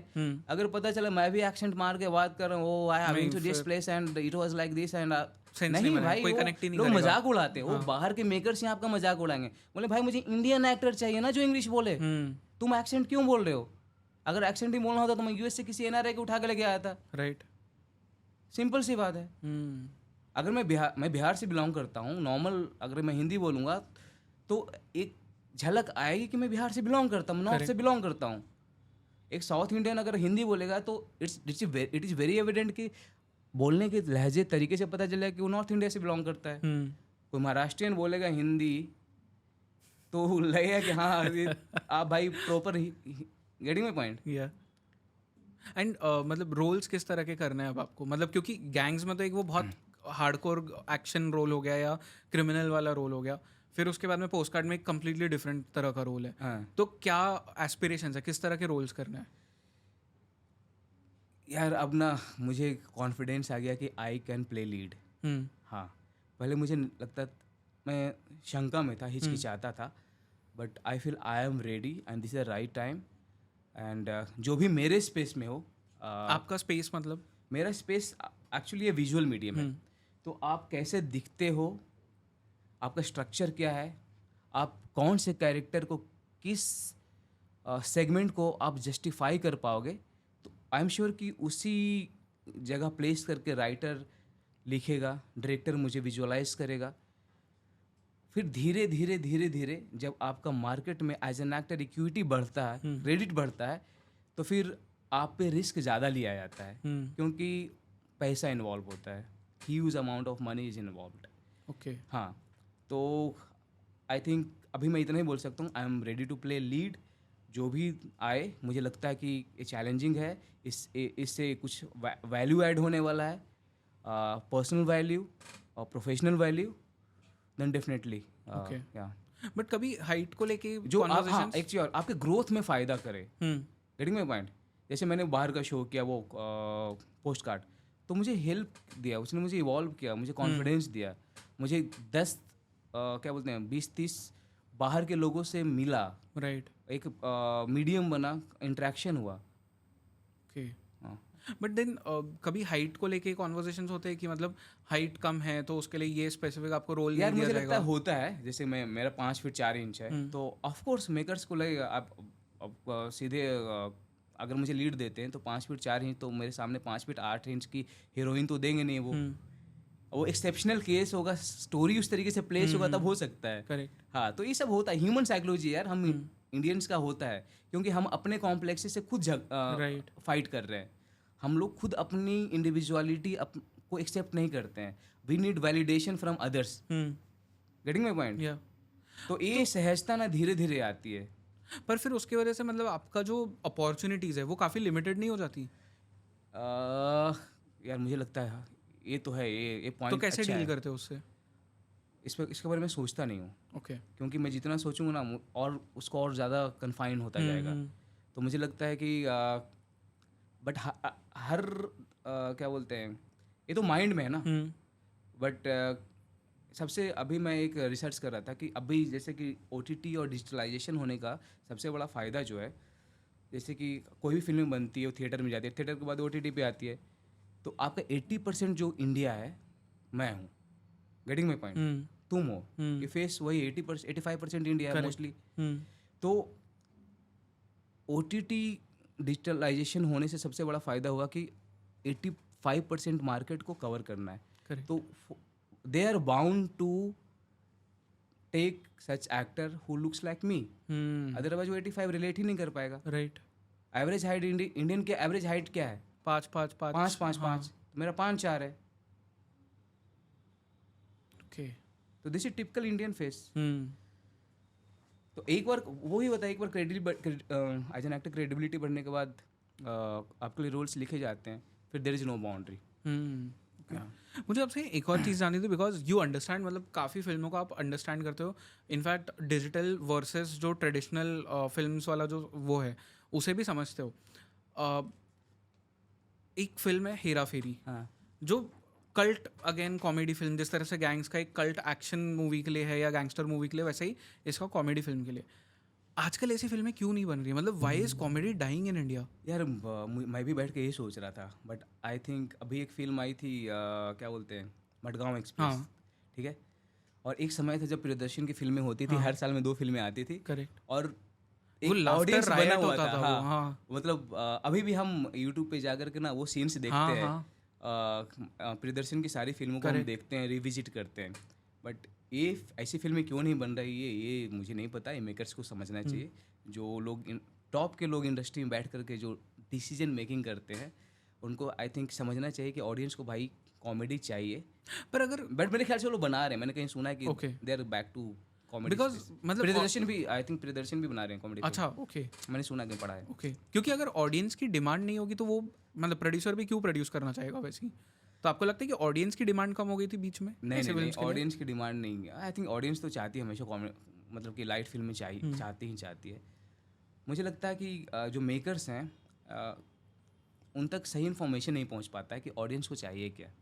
ये आपको लगता है हिंदी फिल्म इंडस्ट्री में प्रॉब्लम है मेजर? ये मेजर कम्युनिकेशन गैप है ऑडियंस और मेकर्स के बीच में, मेजर।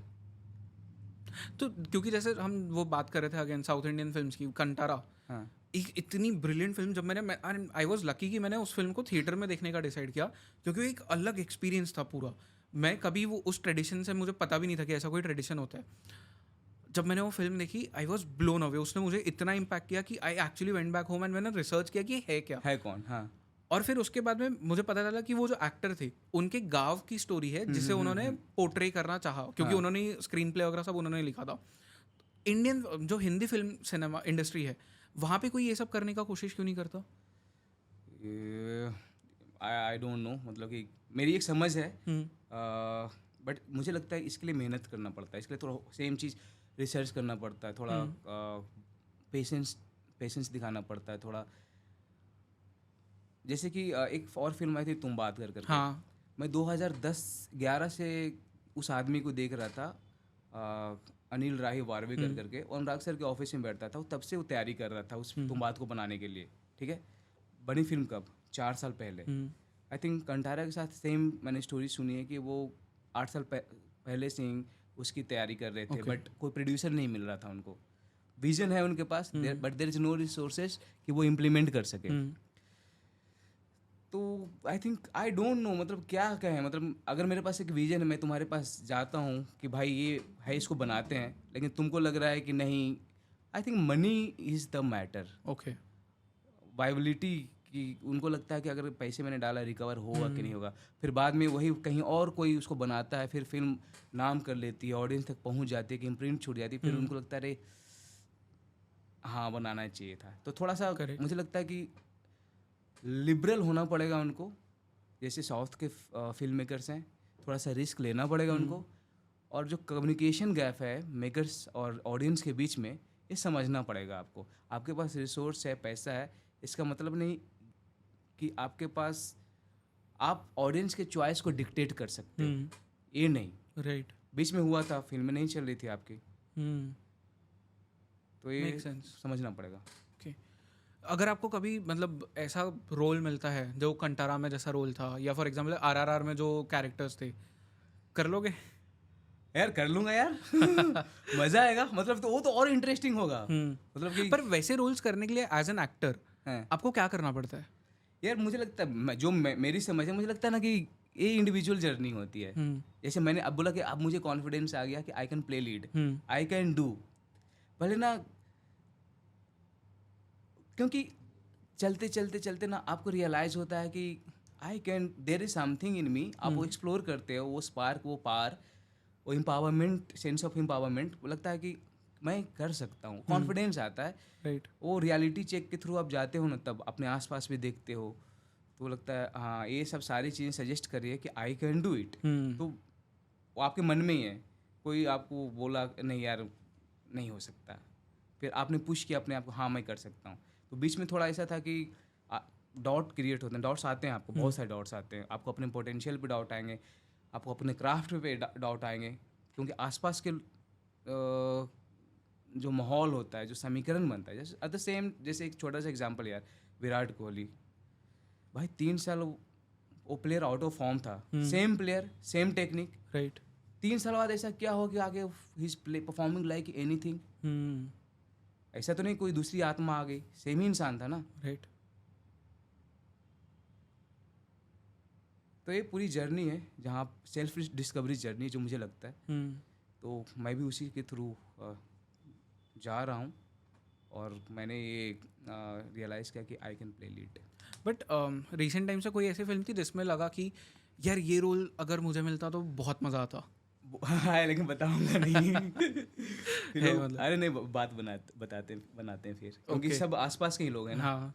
हाँ तो फिर पर फिल्में तो है ऐसी जहाँ पे लगता है कि मतलब अच्छी फिल्में बनी है, हिंदी फिल्में भी अच्छी बनी है, और कमाल की बात कि सारी मीडियम बजट की फिल्में, चाहे तुम ये देख लो अभी आई क्या बोलते हैं लापता लेडी, 12th फेल, उसके अलावा 2-4 और फिल्में ऐसी आई जो अच्छा काम किया थिएटर में।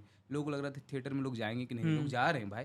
इट मीन्स कि ऑडियंस को वो नहीं मिल रहा है, वो टेस्ट नहीं मिल रहा है थिएटर में जो उनको चाहिए। राइट। ठीक है, आप कुछ और परोस रहे हो, तो देयर इज वेरी एविडेंट कि कम्युनिकेशन गैप है मेकर्स और ऑडियंस में। वही ऑडियंस जा रही है ना थिएटर में, डेफिनेटली। तो कुछ तो गड़बड़ आपको है। रीज़न क्या लगता है? जैसे पंचायत जो वेब सीरीज़ है वो सुपर हिट वेब सीरीज़, लापता लेडीज़ सुपर हिट फिल्म, ये और बहुत सिंपल स्टोरीज है, इसमें कोई बहुत ऐसा बढ़ा चढ़ा के कोई ड्रामा नहीं है, बहुत सिंपल रियल लाइफ कैरेक्टर्स के ऊपर बेस्ड है। ऐसी फिल्में ज़्यादा क्यों चल रही है? अभी मैंने बोला था कि 85% जो इंडियन है हमारे जैसे, तो वो रिलेट करते हैं। ओके, तो अब उसके लिए गेट्स ओपन हो गए उस तरह के कंटेंट के लिए। अब भी लाइक सबसे बड़ा गेट ओपन हुआ, this the golden time for any makers, for any actor, what I feel. ठीक है, they are want to cast such actor, they are want to make choose such stories and make films or series on those story. Right. हाँ भाई, मैं जाऊँगा, पता चला कि तुम मुझे एक कहानी सुना रहे हो, कोई यूएस की कहानी सुना, मैं कभी यूएस गया नहीं हूँ, मैं सुन सकता हूँ, मैं रिलेट नहीं कर सकता हूँ। राइट। Getting my point? हाँ, अगर एक बार मैं जाऊँगा तब वो एक्सपोजर मिला तो शायद मैं भी वो कहानी 10 लोगों को सुनाऊंगा। तो सेम 85% इंडियन के साथ वही है भाई, वो हाँ अपनी कहानी सुनेंगे ना, अपनी कहानी, अपने कैरेक्टर देखेंगे ना, अपने जैसे लोग देखना चाहेंगे ना। द रीज़न की पंचायत और गुल्लक जैसी सीरीज अच्छा कर रही है। Correct. The reason gangs of Wasseypur super duper hit है। हाँ, अगेन रिलेटेबल। कहानी लोकल हो सकता है लेकिन रीच उसकी ग्लोबल रही है। कांस फिल्म फेस्टिवल गई, इधर उधर हर जगह गई। राइट। पर मतलब जैसे एक कमर्शियल फिल्म है, उसके लिए आपको जो एक्टिंग करनी है, that is I am guessing कि वो बहुत अलग होती है, एंड जो ये रिलेटेबल टाइप की फिल्म्स है इसकी एक्टिंग बहुत अलग होती है। आप एज एन एक्टर खुद को रिलेटेबल बनाते कैसे ऑडियंस के लिए? ये सेम चीज़ है कि डायरेक्टर मुझे बोले कि तुमको थोड़ा 19 करना है, थोड़ा सा ये ग्राफ थोड़ा लाउड रखेंगे, थोड़ा नीचे रखेंगे, सटल रखेंगे, क्योंकि एज एन एक्टर हमारा ड्यूटी होता है टू इम्प्लीमेंट डायरेक्टर्स विजन। हाँ, तो जैसा वो बोलता है हम वैसा कर देंगे। हाँ, बट बेसिक इंस्टिंक्ट हमारा होता है कि ऑथेंटिक रियल स्पेस में परफॉर्म। एक्टिंग तो वही है ना कि रियल स्पेस में आप परफॉर्म करो। करेक्ट। सबसे इंटरेस्टिंग डायरेक्टर कौन लगे आज तक जिनके साथ काम किया? यार सबसे इंटरेस्टिंग डायरेक्टर अभी तक तो मुझे अनुराग सर लगे हैं। क्यों? बिकॉज दो रीजन, एक इमोशनल रीजन है क्योंकि उनके साथ मैंने पहली बार काम किया और उनके साथ सीखने का मौका मिला। दूसरा रीज़न है अभी एक जो नया लॉट आ रहा है ना, जो यंग डायरेक्टर है, जो अभी रणदीप झा करके एक डायरेक्टर मेरा दोस्त है, मेरा बैचमेट है बैरिक यहाँ से। इसने अभी वो बनाई थी नेटफ्लिक्स पे कोहरा, एक सीरीज आई थी, तो उसका डायरेक्टर है। इवन आई वाज सरप्राइज्ड कि क्योंकि वो बिहार से बिलोंग करता है, उसने वो पंजाब बेस्ड उसने कहानी डायरेक्ट की और अच्छे तरीके से उसने अपना बहुत इंटरेस्टिंग उसका पर्सनल इनपुट रहा है। तो आई वाज सो इम्प्रेस्ड। तो मुझे उसके साथ वो मुझे इंटरेस्टिंग लगता है। और द समकालीन जो उसके जितने सारे समकालीन हैं जो मेरे एज ग्रुप वाले, मुझे उनके साथ काम करने में मज़ा आएगा। क्योंकि जैसे मैंने बोला ना कि जेनजी फ्रेंड इम्पोर्टेंट होता है आज के डेट में। हाँ, करेक्ट। एंड एक्टर्स कौन से हैं जिनके साथ में काम करने में बहुत मज़ा आता है? अभी तो मुझे इतना मौका मिला नहीं है। जैसे कमर्शियल स्पेस में भी मैंने बैंजो किया था, तो उसमें रितेश देशमुख, नारगिस फाकरी थे। तो अभी मोस्टली जितने सारे प्रोजेक्ट कर रहा हूँ उसमें तो मोस्टली या तो मैं लीड कर रहा हूँ या सेकंड लीड कर रहा हूँ। तो अभी मैंने उतना एक्सप्लोर किया नहीं है, बट डेफिनेटली मुझे सारे जितने सारे so called superstar, super senior हैं, उनके साथ काम करने के लिए वो इच्छा तो होती है। क्योंकि आपको लगता है यार वो आदमी कैसा एक्टिंग कैसे करता है, उसका क्राफ्ट का प्रोसेस क्या है, वो सोचता कैसे है। अगर जैसे मैं फिल्म देखता हूँ तो कोई सर्टन सीन देख रहा हूँ तो मुझे लगता है कि मैं इसको ऐसे परफॉर्म करता, राइट।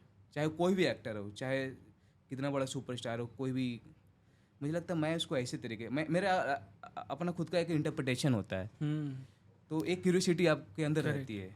तो नवाज सर के बारे में बताओ, वो किस तरह से इंटरप्रेट करते हैं चीज़ों को, क्योंकि आपने उनके साथ में ट्रैवल भी किया गैंग्स के टाइम पे, तो उनको बहुत क्लोज क्वार्टर से ऑब्जर्व किया। वो किस तरह से, मतलब उस पूरे जो उनका कैरेक्टर था उसको किस तरह से उन्होंने इंटरप्रेट किया, किस तरह से प्रिपेयर किया उसके लिए? जो मुझे लगता है ना कि वो बहुत ही रैशनल तरीके से कैरेक्टर को देखते हैं और वो सिचुएशनली वो जज करते हैं और उसका पॉलिटिकल पॉइंट ऑफ व्यू से ना वो कैरेक्टर को रीड करते हैं। क्योंकि उनसे ये मैंने सीखा। पहले किसी इंडिविजुअल को मैं पॉलिटिकल व्यू से रीड नहीं करता था, एसेस नहीं करता था। उनसे बैठा, कम्युनिकेट हुआ तो मुझे लगा कि नहीं, ये अलग एंगल है कि किसी भी इंसान का सोशली पॉलिटिकल व्यू क्या है। राइट। हाँ, उससे उसका एक ट्रेड समझ में आता है।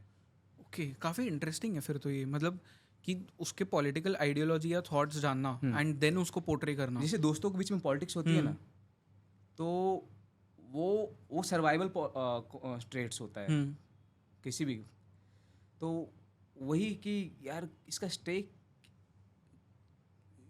गेटिंग माय पॉइंट, कितना हाई है, किस चीज़ को लेकर करके। करेक्ट। हाँ, इसकी इनसिक्योरिटीज़ क्या है, अगर ये पकड़ लो ना तो आपका आधा काम आसान हो जाता है। क्योंकि उन्होंने एक और फिल्म की Thackeray, in which he plays Bala Saheb Thackeray, and उससे भी उन्होंने जिस तरह से पोर्ट्रे किया है, वो इजी नहीं होगा आई एम श्योर, बट जिस तरह से पोर्ट्रे किया वो ऐसा लगता है कि एक्चुअली मतलब वो घुस गए उसके अंदर। हर किसी ने तारीफ की भाई। मुझे लगता है कि वो उनकी सबसे डिफिकल्ट कैरेक्टर था ठाकरे प्ले करना। क्योंकि हम एक बार उनके सेट पे गए थे जब वो ठाकरे की शूट कर रहे थे, तो एक बार मैं जाके पूछ रहा हूँ सेट पे, उनके मैनेजर से, नवाज भाई कहाँ है, नवाज भाई कहाँ है। नवाज भाई बगल में चादर पढ़ के बैठे हैं, ऐसे मैं इधर हूँ। नवाज भाई ऐसे फनी है? Very funny, he has like a very dark sense of humour. Okay, कोई बता सकते हो एक्सपीरियंस? बहुत सारे। अरे हाँ, एक बार मतलब एक इवेंट हुआ था हमारे साथ कि गैंग्स रिलीज हुई थी, तो एक बैंड्रा में कोई बहुत ही हाई प्रोफाइल एक रेस्टोरेंट का इनॉग्रेशन था, तो उनको इनविटेशन आया था। तो उन्होंने मुझे बोला कि आदि चलेगा क्या, तो तू अपने अच्छे कपड़े पहन के आ जा। मैंने जो भी मेरा अच्छा कपड़ा था मैं पहन के आ गया, ठीक है। हम दोनों गए रिक्शा से, रिक्शा जहाँ हमें जाना था उससे 100 मीटर पहले रिक्शा छोड़ दिए, ठीक है। और पैदल गए, जैसे कि गाड़ी हमने पीछे छोड़ के ओके आराम से पसीने पोंछते पोंछते पहुँचे। अंदर गए तो देखा वो ब्रो सारे बड़े बड़े लोग पहुँचे हैं, सारे बैंडर टाइज पहुँचे हैं। और वहाँ देखा, मतलब पहली बार हमारा एक्सपीरियंस था, मतलब पहला एक्सपोजर था। उनको जान पहचान वाले लोग थे, 4-5 लोग जो उनका अटेंशन पे कर रहे थे, और मुझे लोग आके कॉम्प्लीमेंट कर रहे थे, oh baby you have done such a great job. मतलब बेबी क्यों बोल रहा है? तो पता चला कि अच्छा मैं I am 19 years old, I am kid, so मुझे लोग बेबी बेबी बोल रहे हैं। उनको ज़्यादा अटेंशन मिल रहा था। जब उनका अटेंशन मिलता था तो मैं खाली हो जाता था, I feel out of place. और फिर जब उनको लोग उनसे उनको छोड़ दें तो फिर मेरे पास आके बात कर रहे थे। फिर हमने खाना खाने के लिए बैठा, टेबल पे अपना जो भी था मेन्यू था। मेन्यू में भाई किसी को कुछ नहीं पता कि बोलना क्या है, सारा इंग्लिश मेन्यू, ठीक है। और एक दूसरे का मुंह देख रहे हैं, तो सडनली कुछ आगे आई थिंक आसपास के लोग समझ गए कि भाई ये दोनों बिल्कुल नए लोग हैं। खाया हमने, खाना बहुत अच्छा था, ठीक है, और मतलब बिल्कुल इंग्लिश फूड था, इटालियन विटालियन जो कुछ भी हो। और फिर मन कर रहा था थोड़ा और खाए, लेकिन होता ना लिहाज के हमारे, नहीं नहीं हमारा भर गया, हमारा हो गया। तो फिर सडनली खाना ख़त्म होने के बाद हुआ कि एक छोटा सा प्लेट में रखा गया दोनों के सामने 2 टैबलेट, गोल गोल सैरेडॉन होता ना। हाँ। तो हमें लगा कि ये क्या रखा है भाई। तो मैं उनकी ओर देख रहा हूँ, तो जब मैं उनकी ओर देखूँ तो इधर मुंह फेर लें। मैंने बोला कि बताओ तो है क्या। मुझे लगा कि शायद वो होता है ना माउथ फ्रेशनर, खाना खाने के बाद आपको जो दिया जाता है। तो मैं उनको पैर नीचे मारकर पूछ रहा हूँ कि है क्या, करना क्या है इसको। बहुत ही अजीब सा सिचुएशन, वो ऑकवर्ड सिचुएशन हो जाता है। तो आई थिंक जो ओनर थी, फीमेल ओनर थी, उन्होंने रीड कर लिया कि भाई इनको नहीं पता कि है क्या। तो ट्रस्ट मी, मैं उसको उठा करके अपने मुंह में डालने वाला था, ठीक है, क्योंकि उससे पहले आकर के ना कप से उस पर पानी डाल दी। हाँ। और पानी डालने के बाद ना वो खोल करके ना वो टिश्यू वेट टिश्यू टिश्यू बन बन गया। और उसके बाद ना सिचुएशन को ना हैंडल करना कि जैसे हमें तो पता ही था। Okay okay okay. तो ये ऐसे ऐसे इवेंट हुए लाइफ में, मतलब कि ये जर्नी का हिस्सा है, मतलब कि ये भी एक एक्सपीरियंस है। हाँ। किसी दिन उसे फिल्म में पोर्ट्रे कर सकते हो आप। डेफिनेटली यार, मतलब कि इतना फनी और ऑकवर्ड सिचुएशन था हमारे लिए। सुनने में तो बड़ा फनी लगता है ना, बट या this how it is. Okay. Anurag Kashyap sir के साथ में अभी बात होती है रिसेंट टाइम्स में? यार मैंने उनको अभी मैसेज किया था, 3-4 मैसेज मैंने किया था। अभी वो यूएसए में थे, तो मैं उनको बोला था I need to meet you. तो he was like I am back. Then उसके बाद मैंने मैसेज ड्रॉप किया, तो 4 महीने में एक बार हमारी बात होती है। मैं अभी भी मेरी एक तमन्ना है कि मैं उनके फिल्म का एक लीड बनूं। मेरी एक डिज़ायर है कि उनके फिल्म का हीरो बन कर के world wide international film festival में ट्रैवल करूं। ओके। एक होता है ना लिस्ट मैनिफेस्टेशन। मैनिफेस्टेशन। हालांकि उन्होंने बहुत पहले कमिट किया था, बट क्या होता है जब तक कि समीकरण आपके फेवर में नहीं बनेगा तब तक आप कह नहीं सकते। आपने कहा भी ना कि वो स्टोरी भी आपके जैसी होनी चाहिए, आपके कैरेक्टर के लिए। एग्जैक्टली बहुत सारी चीज़ें डिक्टेट करती है भाई, मतलब कि रिजेक्शन, मतलब कि पता चला 5 प्रोजेक्ट के लिए आप शॉर्ट लिस्टेड हो, आपको निकाल के फेंक दिया गया, आप शिकायत नहीं कर सकते हो ना, because huge amount of money is involve. Correct. कोई किसी न किसी तरीके से, जब तक कि आपका as individual equity as an actor market में डेवलप नहीं होगा, तब तक आप डिक्टेट नहीं कर सकते हो। और यही ऑप्शन है कि जो आपके पास अपॉर्चुनिटी उसको जी जान लगा के करो। करेक्ट। हाँ। बट अनुराग सर के साथ में फिल्मों के बारे में बात होती है, एज इन की डिस्कस कर रहे हो किसी और सो द थिंग इज, मैं शुरू बॉम्बे आया था, तो उन्होंने मुझे अपने वासन वाला करके एक डायरेक्टर है जिन्होंने मर्द को दर्द नहीं होता, तो उन्होंने वासन जी के पास मुझे भेजा था कि आदित्य को समझाओ, उसको थोड़ा गाइड करो, थोड़ा उसको नॉलेज दे, इन्फॉर्मेशन दे। तो वासन ने मुझे 5 फिल्मों का लिस्ट दिया था थ्रू अनुराग कश्यप। ओके। जब शहर में आप आए हो, तो मेरी स्कूलिंग वहाँ से हुई है, तो उन्होंने 5 फिल्में दी थी। पहला था the taxi driver, the big fish, Scarface, godfather 1, godfather 2। मुझे याद है वो 5 फिल्मों के नाम उन्होंने लिख करके दिया था। और मेरी इंग्लिश कमज़ोर, अब क्या है कि एक फिल्म देखने में मुझे 7 दिन लग गए, क्योंकि नीचे सब टाइटल देख रहा हूँ, उसमें डीवीडी पे देखते थे, फिर डीवीडी वो हार्ड ड्राइव आता था, हार्ड ड्राइव, तो 5 फिल्म इधर उधर से मांग करके लाना ये दोस्त के यहाँ से, फिर देखा, फिर समझ में आया यार film actually universal global language है। देख करके ना लगा कि कितना हम तो कन्फाइंड थे, हम तो अपनी ही इंडस्ट्री को फिल्म इंडस्ट्री मान रहे थे।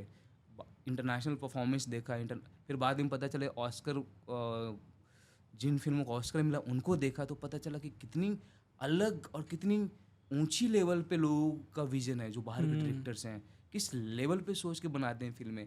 फिर ये थोड़ा एक्सरसाइज हुआ, दिमाग का एक्सरसाइज हुआ। ओके। तो ये लर्निंग प्रोसेस रहा पूरा का पूरा। तो ऑफ कोर्स अनुराग सर का मैंने इसलिए आपसे पूछा क्योंकि जब मैं उनके इंटरव्यूज़ देखता हूँ एंड उनका जो वो घर पे उनकी लाइब्रेरी भी है एंड वो डीवीडीज़ का पूरा ऐसा एक सेक्शन है, मुझे देख के लगता है ये इंसान अपने आप में एक पूरा फिल्म स्कूल है। यार है वो, मतलब कि I feel he is one of the sharpest brain. और उनका सारा इन्वेस्टमेंट वो उनकी लाइब्रेरी पे ही है। और वो मतलब उनका प्रोसेस भी बहुत ऑर्गेनिक है, मतलब कि वो टिपिकल ऑर्गेनाइज तरीके से उनका वो काम करने का तरीका, पता नहीं अब हो शायद, बट उस टाइम तो हम उनके ऑफिस में मतलब खाना पीना, हमारे जैसे और 10-15 लोग जो लोग उनके टीम में हैं, उनके अलावा भी 10 लोग उनके ऑफिस पे जाते थे क्योंकि उनको चाय पानी ब्रेकफास्ट मिल रहा है। हाँ, और सब लोग किसी को पता नहीं कौन किस टीम का हिस्सा है। हाँ, मतलब कि अलग एनर्जी के साथ लोग सीख रहे हैं, कर रहे हैं। और उनमें से बहुत सारे उनके एडीज हैं जो फिल्म मेकर्स हो गए हैं। कोई राइटर हो गया, कोई अपनी फिल्म बना रहा है। गैंग्स का ही एग्जाम्पल ले लो, सारे एक्टर काम कर रहे हैं, राइट, सारे टेक्नीशियन काम कर रहे हैं, सारे जो एडीज थे वो काम कर रहे हैं, फिल्म बना रहे हैं अपने अपने स्पेस पे। तो उन्होंने तो दिया तो है, कंट्रीब्यूशन उनका रहा है, इस क्षेत्र में उनका रहा है, no doubt. One should be very grateful. या मनोज वासवी सर के साथ में कोई है एक्सपीरियंसेस ऐसे बात की हो उनके साथ में कोई? नहीं, सर के साथ मतलब कि मुझे लगता है कि ही इज़ वेरी फनी। अभी लास्ट हमारी मुलाकात उनसे हुई थी कपिल शर्मा शो पे। हाँ, वो जो 10 ईयर्स या कुछ तो वो हुआ था, 10 years of gangs of Wasseypur. तो हम सब लोग सारे, तो वाजपेयी सर से वहाँ मुलाकात हुई थी, नवाज भाई से वहाँ मुलाकात हुई थी। हालांकि नवाज भाई से बाद में मुलाकात हुई थी उनके घर पे। तो मिलते हो, समझते हो, देखते हो, एक दूसरे को देखते भी हो ना आप कि वो वाला भी तो बदल रहा है। करेक्ट। हाँ। पर अब भी जब मिलते हो उन सब से, जैसे कपिल शर्मा शो पे मिले थे, तो वो यादें वापस से आ जाती होगी आई एम श्योर कि वो गैंग्स में जो काम किया था वो, क्योंकि 3 महीना साथ में और ऐसे चीज़ों पे काम किया था जो कल्ट बन गया, याद आती है। बट द थिंग इज कि डिपेंड करता है सामने वाला कितना एनर्जी थ्रो कर रहा है। मैं तो एक्साइटेड हूँ लोगों से मिलकर, because I am the youngest one. Correct. हाँ, क्योंकि मैं सबको देख करके अभी वो वैसे ही खुश हो जाता हूँ। बट सामने वाला वो उस तरीके से परसीव कर रहा है कि नहीं कर रहा है, ये एक सच्चाई है। ओके। पता चला मैं जाकर बोला हेलो सर, हाय सर, सामने वाला किसी और स्पेस में है। बट हाँ, मतलब कि the purpose was to celebrate and सब मिल करके चलो एक नॉलेज करते हैं, सेलिब्रेट करते हैं, यही कभी राइटिंग का मन नहीं हुआ? यार राइटिंग मैं अपने लिए करता हूँ, मतलब कि मैं अपनी जर्नल लिखता हूँ। फिल्म्स लिखने का, शोज लिखने का नहीं, कभी नहीं? नहीं। मैंने बीच में ट्राई किया था, कई बार होता है ना कि थोड़ा ये कर लो, थोड़ा वो करते हैं। फिर मुझे स्ट्रांगली मुझे लगता है कि सजेशन आया कि नहीं भाई, मैं कहानियाँ बना सकता हूँ, मैं इम्प्रोवाइज कर सकता हूँ, जैसे जो मैं अपने सीन में करता हूँ। कि अगर मैं कोई मुझे सीन करना होता है तो उसमें ना मैं 100 आइडिया लेकर के आता हूँ। इसको ऐसे भी कर सकते हैं, ये थोड़ा ऐसे कर दें क्या, ताकि थोड़ा और इंटरेस्टिंग हो जाए। राइट, समझ रहे हो? बट आप सुनाते हो डायरेक्टर को पसंद आए तो ठीक है, नहीं पसंद आए तो बोले अरे चल हटो। जैसे गैंग्स ऑफ वासेपुर का वो सीन इम्प्रोवाइज था, चप्पल उतार के जाने वाला। वो सुनार की दुकान में जाता है तो बाहर चप्पल उतार के जाना, पूरी इम्प्रोवाइज था। पर क्या उसके पीछे लॉजिक क्या था? लॉजिक यही था कि एज ग्रुप, चप्पल उतार के जाना, वो इनोसेंस कि भाई वो दुकान में जा रहा है, एटलीस्ट इतना ख्याल है कि दुकान में चप्पल पहन के नहीं जाते हैं। करेक्ट, उतना संस्कार है, उतना संस्कार है उस कैरेक्टर के पास। और अंदर जाके वो आया था कि हम फैजल खान के भाई हैं, दे दे हमको सब कुछ। फिर बाहर आता भी है, वो फिर देखता है कि उसका चप्पल, बोलता अबे वो मेरा चप्पल है। वो इनोसेंस, वो वहाँ पे घूमते हो। हाँ। करेक्ट। फिर वो चप्पल एक्सचेंज कर रहे हैं, फिर वो अपना अपना चल जाते हैं। फिर बाद में पुलिस वाले को भिड़ रहा है, पुलिस वाले को उंगली दिखा रहा है। तो कहने का मतलब एक इंसान में बुराइयां के अलावा सारे ट्रेड्स होते हैं ना। आप में अच्छाइयाँ भी है, आपके अंदर सेंसिटिवनेस भी है। And at the end of the day perpendicular है तो बच्चा ही ना। तो वो इनोसेंस था जो इतना अट्रैक्टिव था। ओके। एंड क्योंकि मैं एक्टर के साथ में बात करूँ, I have to ask you this. And ऐसा नहीं कि आप फिल्म इंडस्ट्री से पहले से बिलोंग करते थे, आप आए बाहर से, आपने एक एस्टैब्लिश किया अपने लिए एक जगह। नेपोटिज्म को लेके अंदर क्या बातें होती है, क्योंकि बाहर तो बहुत बातें होती है। यार ये स्वाभाविक है, हर जगह है। जैसे पॉलिटिशियन अपने बच्चों को पुश करेगा, बिजनेस में भी है, वो सब बिजनेस जगह है, ही है। Because huge amount of money is on stake. तो अगर मैं कल मेरा बड़ा अंपायर है तो मैं पहला प्रेफरेंस क्या होगा, अपने फैमिली के लिए करोगे। मैं ट्रस्ट करूंगा कि भाई मेरा ही कोई फैमिली मेम्बर हो जिस पे मैं ट्रस्ट करूंगा। तो मुझे लगता है इस पे शिकायत नहीं करना चाहिए। और मुझे लगता है ऑर्गेनिकली आपके लिए रास्ता निकल जाता है। इट में टेक टाइम, थोड़ा डिले हो सकता है, बट आपको रास्ता निकल जाता है। सो मुझे नेपोटिज्म से कोई शिकायत नहीं है। ओके। हाँ, पर कभी ऐसा हुआ है कि लगा है कि नेपोटिज्म की वजह से कोई रोल्स आपको नहीं मिले? अभी तक तो मेरे स्पेस में ऐसा नेपोटिज्म को लेकर के मुझे रोल्स नहीं मिले, ऐसा नहीं हुआ है। बट इन्फ्लुएंस की वजह से मेरे रोल कट गए हैं, ओके। किसी और के चले गए हैं। अच्छा। किसी ने किसी के कान भर दिए। ऐसा होता है? ऐसा होता है, हाँ। क्योंकि मोस्टली मैंने देखा कि जो क्रिएटिव लोग होते हैं ना, जिनके पास पावर होता है, जो डिक्टेट कर सकते हैं डिसीजन, वो थोड़ा कान के कच्चे होते हैं। किसी ने मजाक मजाक में भर दिया या फिर कहानी भर दी, अब उसने अपने अलग तरीके से इंटरप्रेट किया। राइट। हाँ, तो अरे अच्छा वो ऐसा, उसने ऐसा बोला, उसने ऐसा बोला, आप वेरीफाई करो। बिना वेरीफाई किया, अच्छा ठीक है मैं देख लूंगा, उसको हटा दो। अच्छा, तो हुआ ऐसा, मतलब कई बार हुआ है? 2-3 बार हुआ है। ओके। बुरा लगता है जब होता है ऐसा? बुरा लगता है, मुझे लगता है कि मैं तो सामने वाले को सोच रहा था कि कितना इवॉल्व पर्सन है यार, मतलब मैच्योर इंसान है। एटलीस्ट मैं इतना डिजर्व तो करता हूँ कि तुम मुझसे कम्युनिकेट करो कि ऐसा हुआ क्या, मैं क्लियरफाई करूँगा ना। तो मुझे लगता है कि फिर पिटनेस आती है कि यार राइट। मैं तो तुम्हें इतना सोच रहा था, तुम तो भाई बालक जैसे निकले। ओके। अभी कोई करंट काम है जिसके बारे में एक्साइटेड हो? अभी हाँ, अभी क्या बोलते हैं, है इंटरेस्टिंग। अभी जो काम है ना बहुत इंटरेस्टिंग है। बता सकते हो क्या है? अभी नहीं बताऊंगा क्योंकि अभी साइन वाइन किया नहीं हूँ। अच्छा। और वो भी है नहीं यार कि बिना साइन करने से पहले कुछ नहीं बताना चाहिए, फिर वो एनडीए भी होता है, सारी चीज़ें होती है। पर आप एक्साइटेड हो role? I am super excited, like I am super excited for my like this phase to be started. Like I said कि I am fully ready, intellectually, physically, energy wise, because I am more clear. Because ये जो experiences जो रहे हैं, मुझे लगता है कि उसने मुझे प्रिपेयर किया अच्छे इंसान के तौर पे और अच्छे एक्टर के तौर पे। राइट। यस। ओके आदित्य भाई, थैंक यू इस कॉन्वर्जेशन के लिए।